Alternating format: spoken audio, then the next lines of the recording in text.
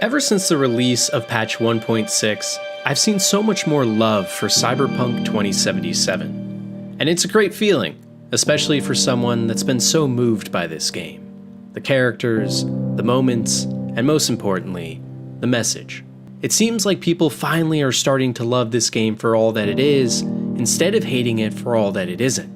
You can't help but feel like this game may finally have the comeback it deserves. But you see, that's just the thing.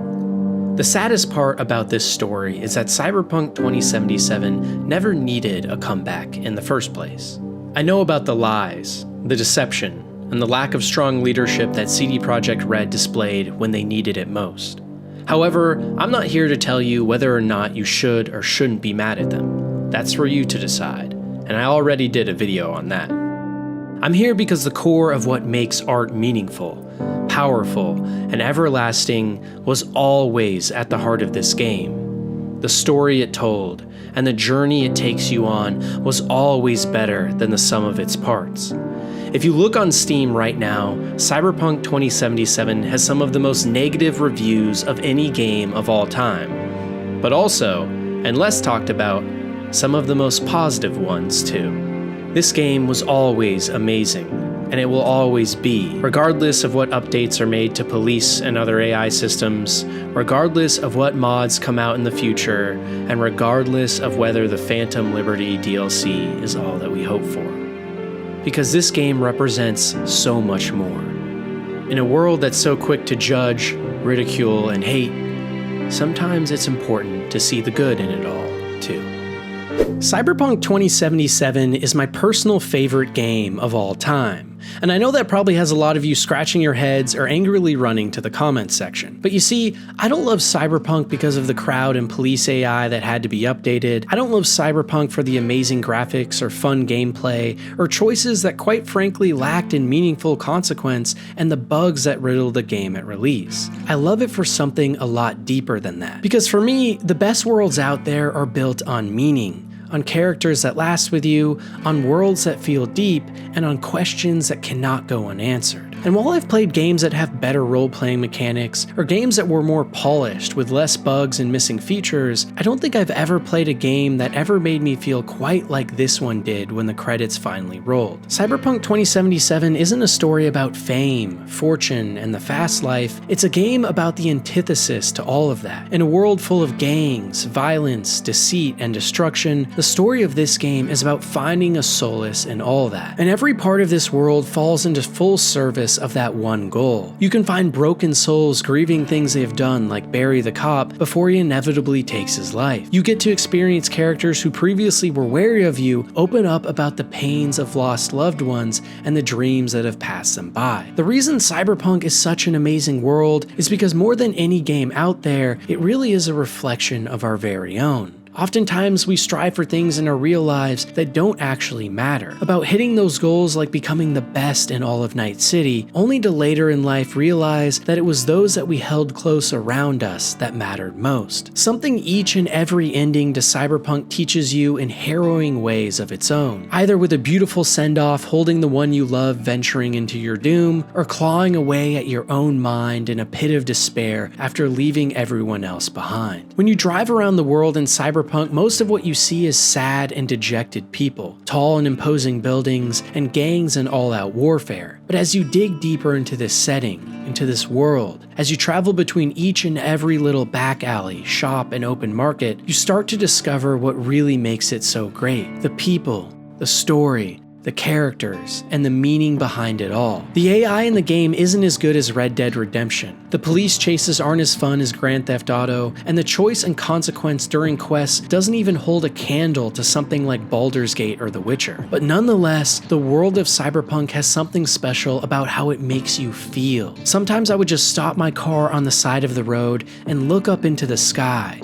into those massive mega structures housing hundreds of thousands of people. I would slowly walk down each different side street in every district on the map and see the love and care that went into this game.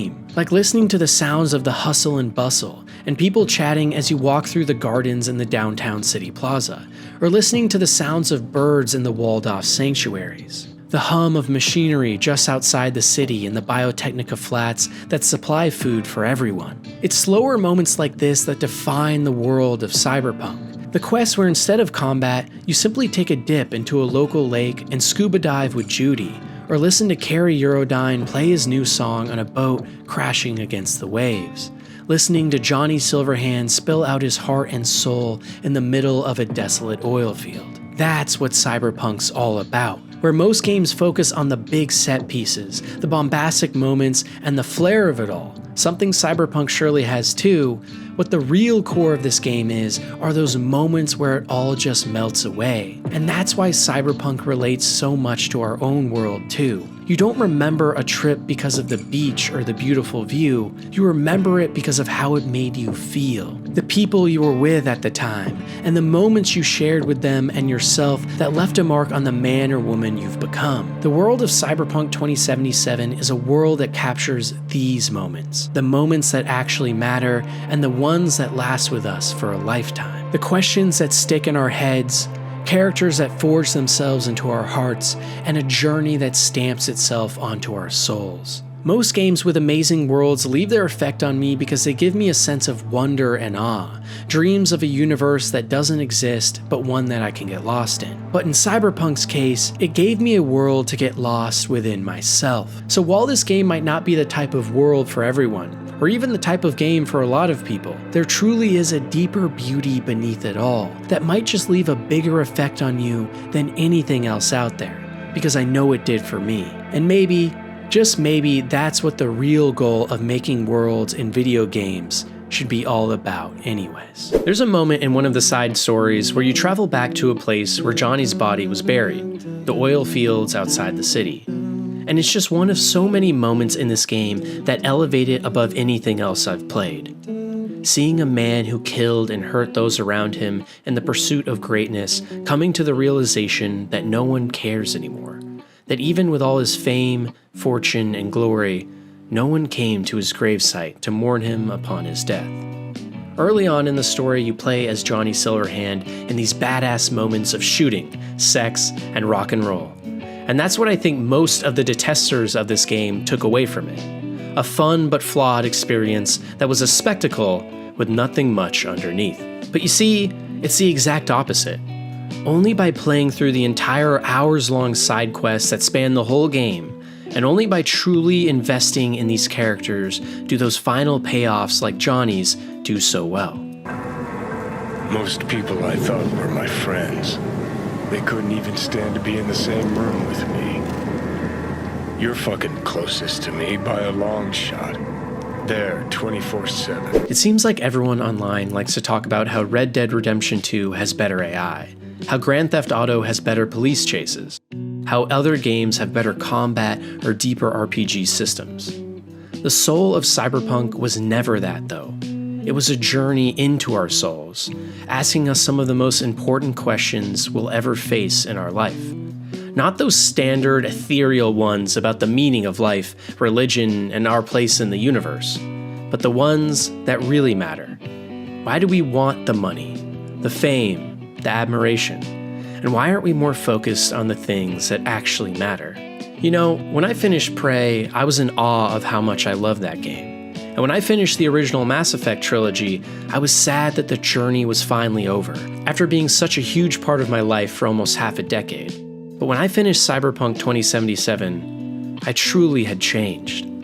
A game about becoming the best in all of Night City and sacrificing everything and everyone around you to do so, that somehow ended up teaching us the most important lesson of all, that none of that matters in comparison to the ones we love.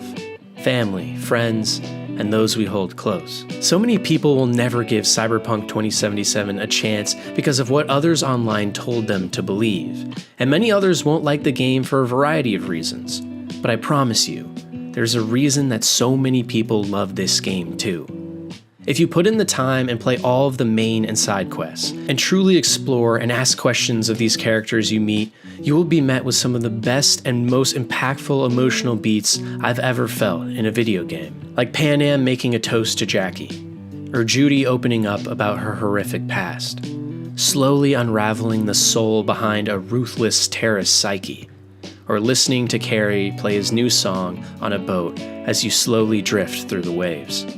It's these slower and more poignant capstones in Cyberpunk that make the game so special, not the graphics, spectacle, or propensity of bugs. This game was dragged through the mud, and in a lot of ways I get it.